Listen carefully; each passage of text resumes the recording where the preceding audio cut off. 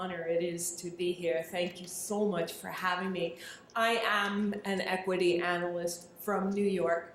I know, what can I tell you? I'm not going to tell you how to drill a well, I can tell you that. But I am very interested in the opportunities. We're always watching for opportunities. I am very excited about the opportunities here in the U.S. right now. As a matter of fact, we are a Swiss bank, Fritz, and I can tell you my colleagues in Zurich are also very interested about what is going on here in the U.S. As the world looks on, of course, oil prices have fallen. I am not going to lie to you. It's been a very difficult time, not only for the U.S. industry, but for energy investors in the U.S. industry. That said, I can't help but remain constructive on the U.S. industry. I think U.S. oil and gas is competitive on the global stage. Now, when this all first started, we weren't so sure. This was the shale oil and the natural gas was the high-cost unit of production. No longer the case. So what I want to do this morning is I want to talk about how the state of Ohio fits into the sort of this global backdrop. I need to start at a very high level. One of the things that I am most excited about is this North America energy independence. And we think back to the mid-1970s and even, the last decade. And considering the energy challenge, this is so exciting to me. And really, where we're already quite independent is natural gas and also coal.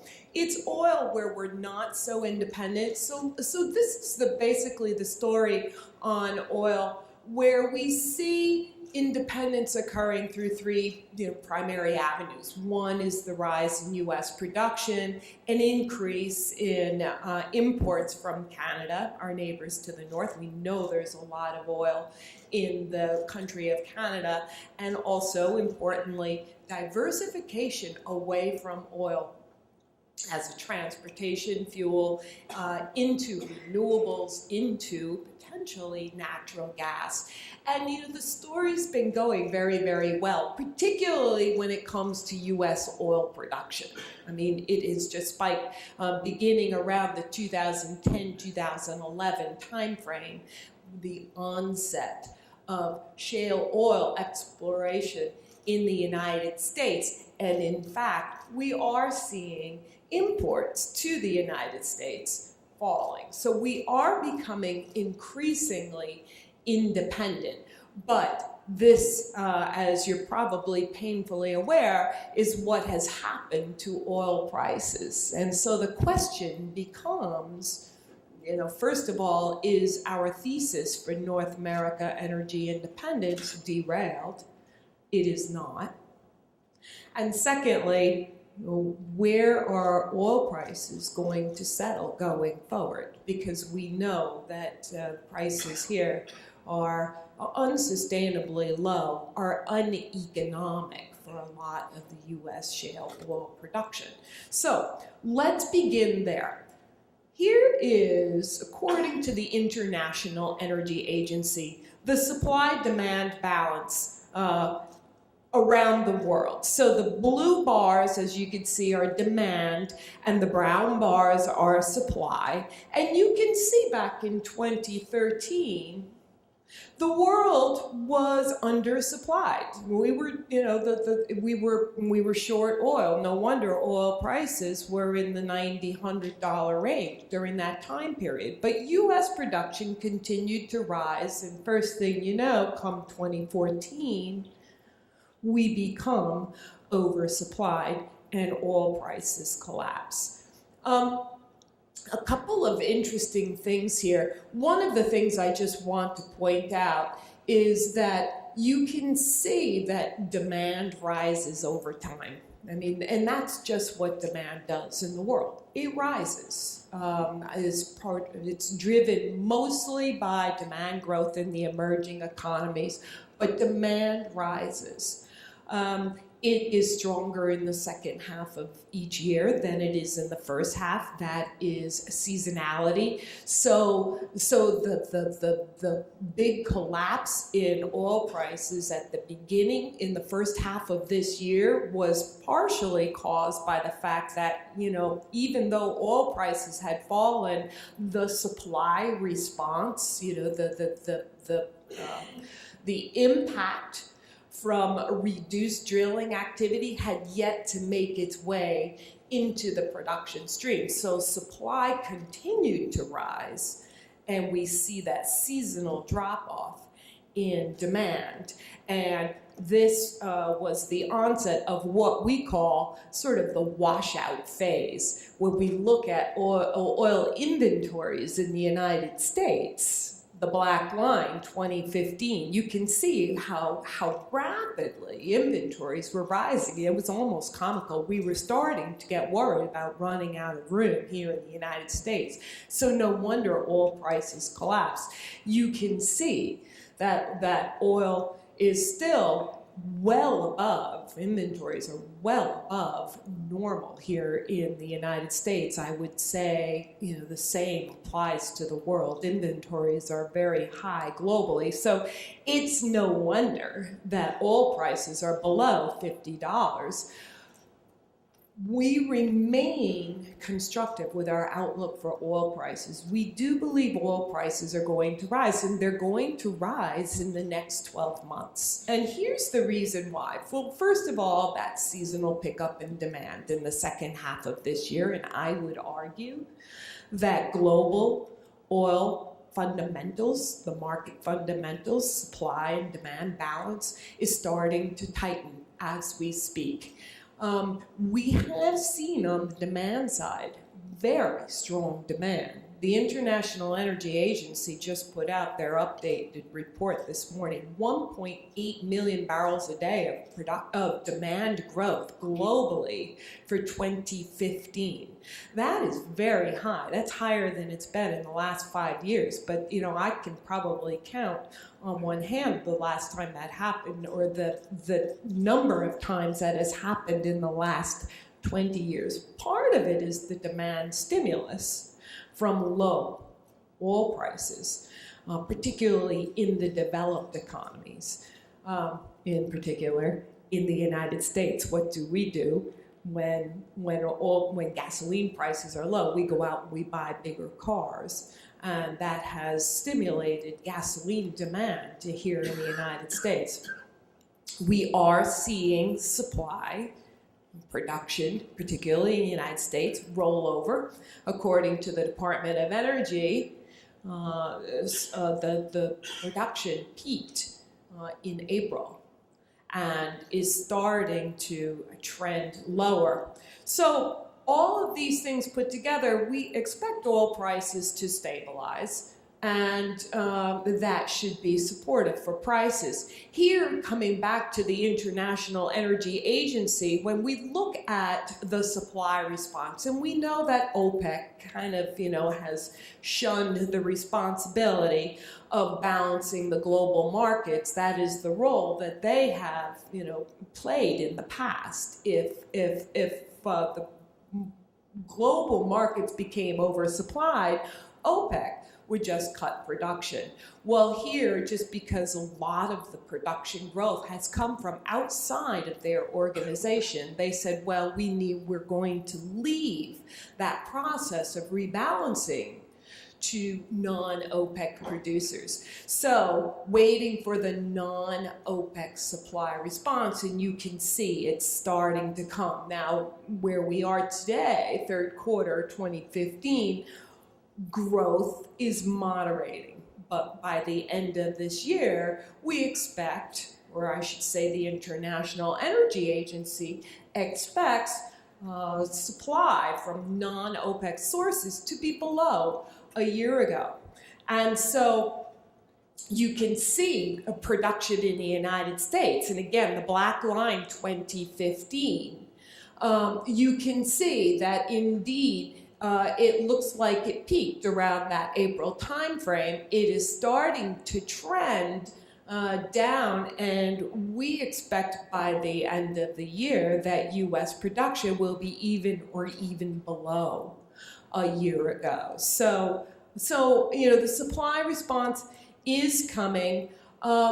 This is the oil rig count, the red line. The oil rig count in the United States has come down dramatically. As a matter of fact, it has come down to 2010 levels.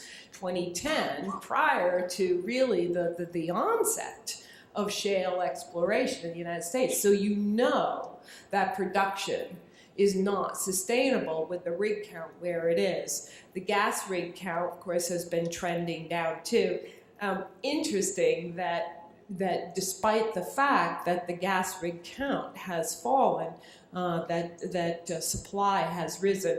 We'll get to that in just a bit. But I wanted to show you where the shale oil plays in the United States stack up, because this is important. You ask the question, well, you think that oil prices are going to improve, where might they settle out? Well, the answer becomes, well, what is the price that is needed to balance the global markets? Now, we know that the global the world is well supplied. Inventories are very high. We have to work off that inventory overhang. I would argue that we don't need to see prices rising back. Well, first of all, not to the $90, $100 level, where that's sort of an overstimulant. Not even mid-cycle. I think the U.S. producer, which arguably is now the world's swing producer, can produce oil profitably at a price well below what we think is mid-cycle. Take a look at the blue bars. So if you just look across there at the cash break-even cost of production by place. So we've got the Eagle Ford, which is in Texas. We've got the Scoop in Oklahoma. You've got 3 Permian plays, the Delaware and the Midland. And then you've got, sort of coming out to the Bakken, all profitable under $60. And I would argue that those are the plays, maybe we include some parts of the Niobrara in there, those are the plays that we've seen the most growth. I would argue that that's probably the bulk of the growth here in the United States. All profitable at under $65. My sense is that as oil prices continue to rise, we will see activity in these plays starting to pick up. So that production stops falling. It doesn't necessarily rise, certainly not at the pace that it did, but we do need some growth in supply because, as I said, demand continues to rise every year. So that is probably enough. Now, I wanted to make another point on this graph because remember I said, well, first of all, our thesis for North America energy independence is not derailed. Why do I say that? Well, because, first of all, we can see that the U.S. is sort of competitive on the global stage. Cost of production has come way down.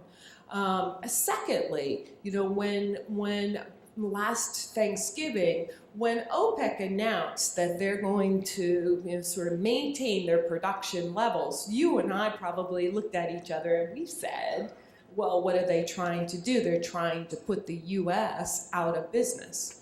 And so I put this chart, the graph on the left, on this chart just because I wanted to show you, we know that, of course, OPEC can produce oil for less than $65. They can produce oil for less than where the price of oil is today. But we also know that OPEC nations are reliant upon the revenues from their oil production to pay for their social programs, to fund their governments. And so the question is not what's the cost of production among the OPEC nations. The question is what price is needed to balance their fiscal budgets. And here's what the International Monetary Fund says. So, you can see about the fourth bar from the left, that's Saudi Arabia, relatively well positioned. But still, they need somewhere between $85 and $90 oil to break even. So they're burning cash at a very rapid pace. And we're starting to hear now about sort of the financial health of Saudi Arabia. We already know the financial health of the two on the far right of that bar, of that graph. Libya and Venezuela, we could argue both are failed states. So this is not sustainable for OPEC either. And if OPEC is trying to put the U.S. out of business, you see they'll put themselves out of business first. So something's got to give. I would argue that OPEC as a cartel has really lost its clout. There is a new swing producer in town. That is the United States. So put it all together, our view, again, is that oil prices will rise over the next 12 months. Our price estimate for West Texas Intermediate is $67. We don't claim to, know exactly where prices are going to land, but the view is higher, and that will be supportive for, first of all, for the men and women in the United States to get back to work. And secondly, for energy investors. Let's talk about natural gas, though, because, there's another big story going on in natural gas. We can't talk about North America energy independence without talking about natural gas. Let's start with the break-even levels here in the United States among the U.S. gas plays. So you can see the two bars on the left, the Marcellus and the Utica. That's where everything is happening right now. And I would argue that there is so much gas in these two plays that going forward is probably where all the action is going to remain for a very long time. The real story behind natural gas in the United States is this. So this is the light brown line on the bottom is the price for Henry Hub. This is the price that you and me that's our price for natural gas. And you look, and I think Fritz alluded to the same thing, you look at prices elsewhere in the UK, in Japan. And you can see, of course, prices have come down a lot, but the US still is the advantaged energy consumer, if you will, just by virtue of the fact that we are not reliant upon liquefied natural gas, imports of natural gas. We were ready to become dependent on imports, but that all changed with the shale gas, and now we're getting ready to export natural gas. But think about that. Think about the advantage that this gives industry in the United States and you and me as consumers, especially given that we are the largest gas consumers in the world. This is tremendous, where we're seeing now industry that had been moved offshore to take advantage of low-cost labor now coming home. This is the manufacturing renaissance. This is that activity here in this region, building of manufacturing facilities, chemical plants. all behind this manufacturing renaissance that our affordable and vast supplies of natural gas gives the United States. And we have really yet to see, from a GDP standpoint in the United States, I think we have yet to see this really kick in. And I do think that Ohio will play a big role in that. But that said, natural gas inventories are high. They're high every year, but they always peak in the November timeframe. That's where we kind of max out in terms of storage capacity, and then we start the withdrawal season, and we work them down. But plenty of natural gas in the United States, and interestingly, even though the rig count has fallen, production has continued to rise.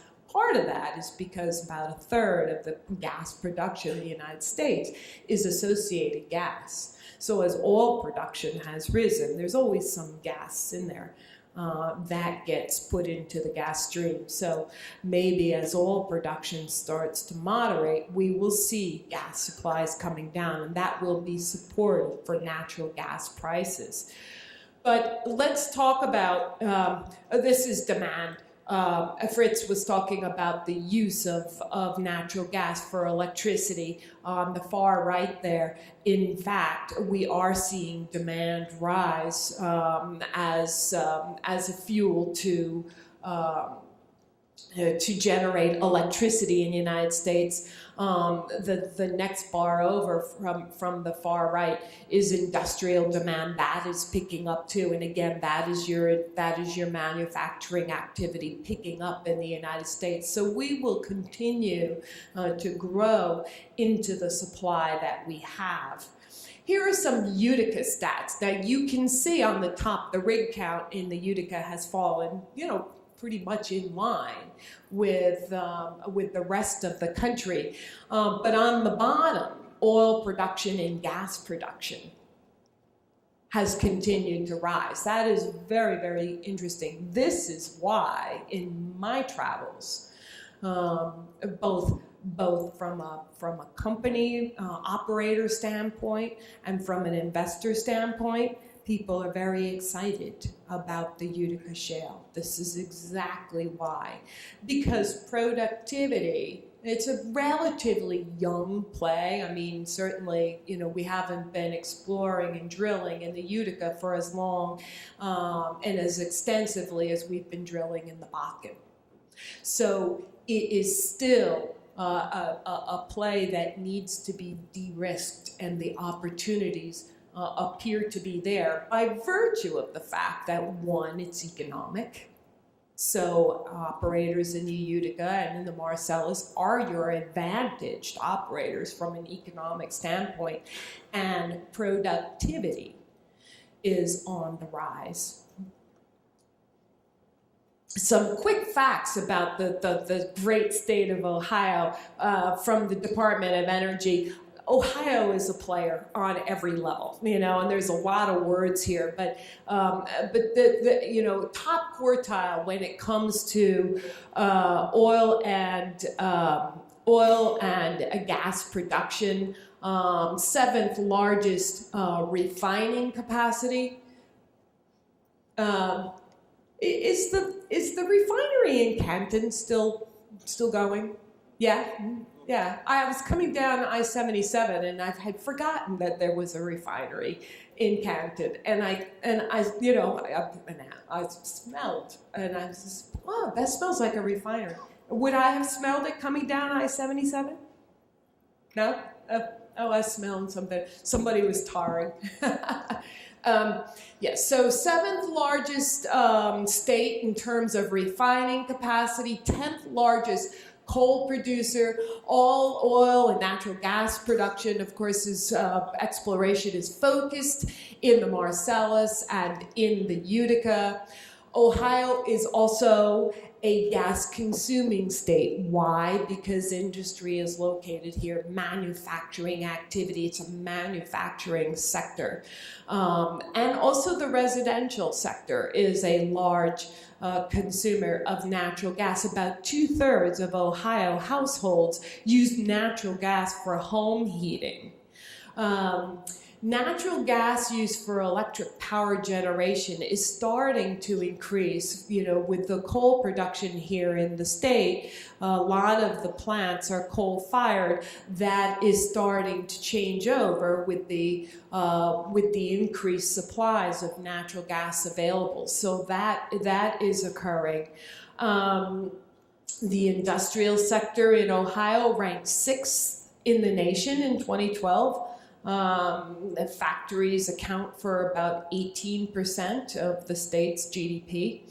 And wind and solar also starting to, make their presence here in the state of Ohio. So from any way you look at it, Ohio is a big player, not only in, sort of the U.S. energy picture, but as a participant in this, in all the opportunities around the North America energy independence story. So just wanted to share that with you.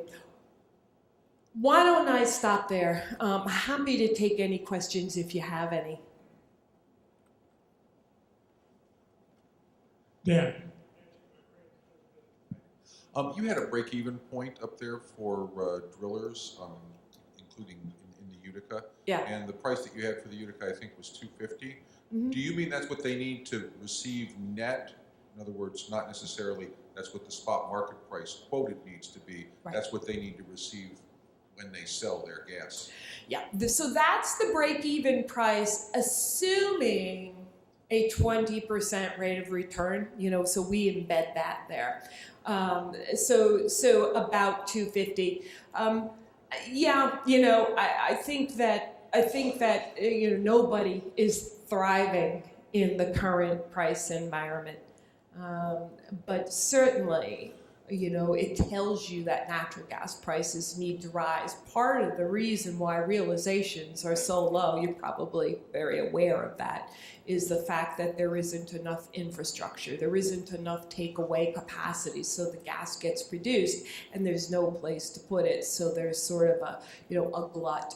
I imagine over the next 12 months that is going to start to resolve itself, and the markets here locally will become more efficient.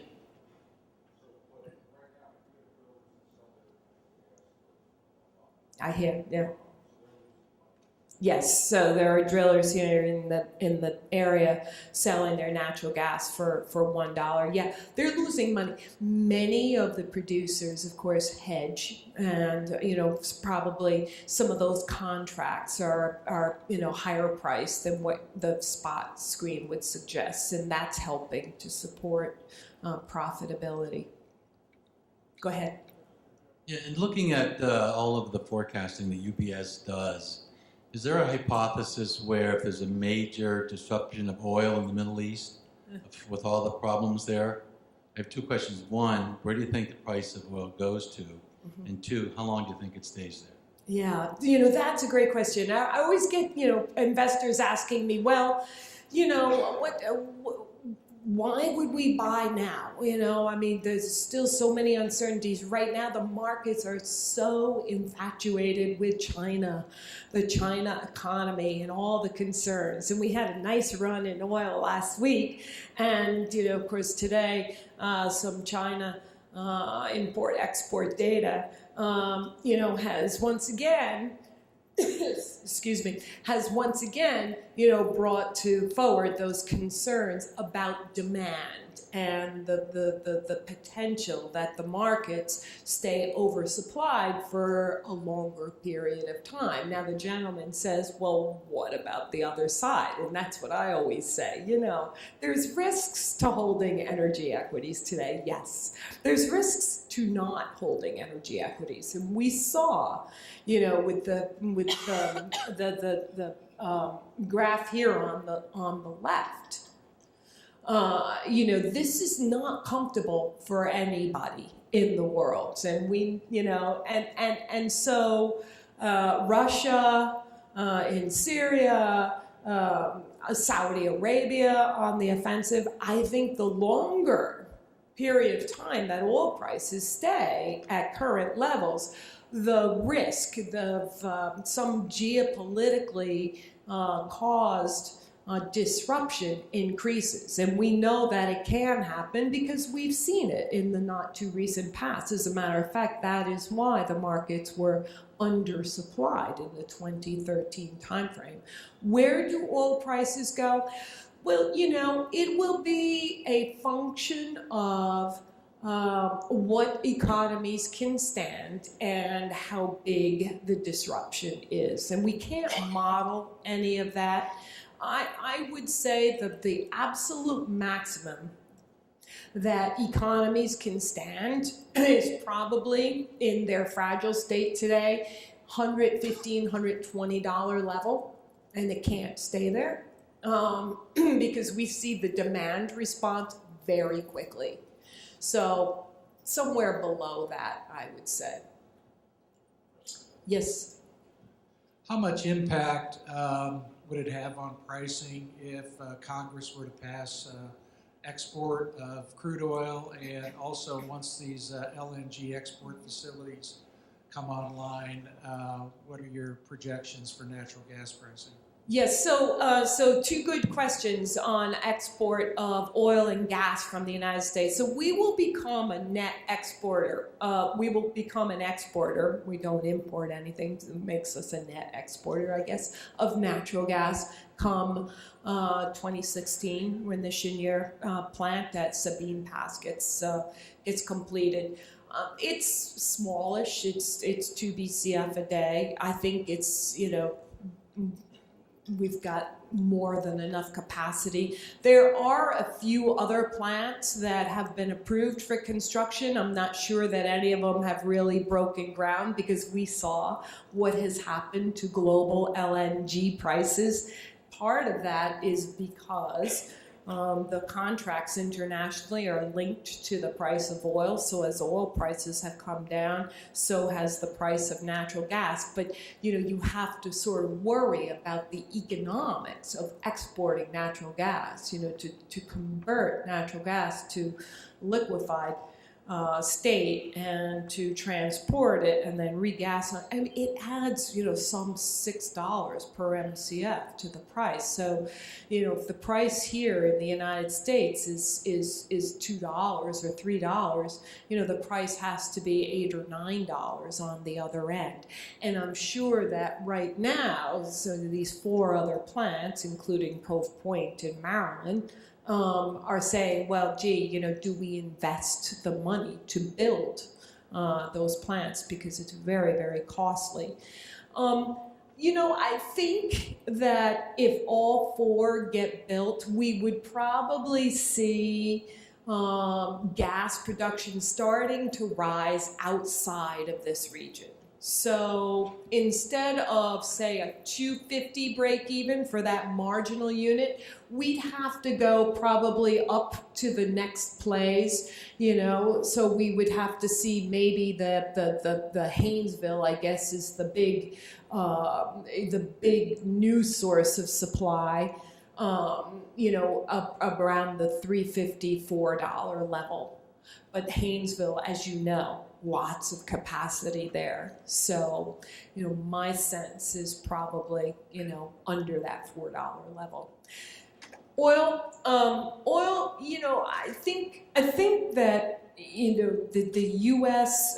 exporting oil it will certainly be very supportive for U.S. producers. What does it do to global supply, demand, and the dynamics?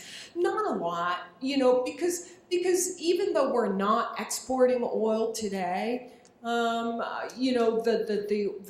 oil that we produce allows, and we're a big importer of oil even today. So that oil goes somewhere else. So indirectly, we're impacting global supply demand. I think, though, what is important for U.S. producers is that this light sweet crude oil that is coming out of the shale plays in the United States, we don't have a whole lot more demand for that quality crude. The refineries in the United States, especially those on the Gulf Coast where the imports come in, they are configured to process the lower quality crude. And so you have to ask, well, if oil production is going to continue to rise in the United States, who's going to be the consumer of that oil? And that's part of the reason why inventories are so high in the United States. So I think it will help to stabilize the global markets. But I don't think, I think global supply demand will continue to be the key influence on pricing, and it wouldn't change my outlook for pricing. I think it would be a big positive for U.S. producers, but pricing, outlook would not change.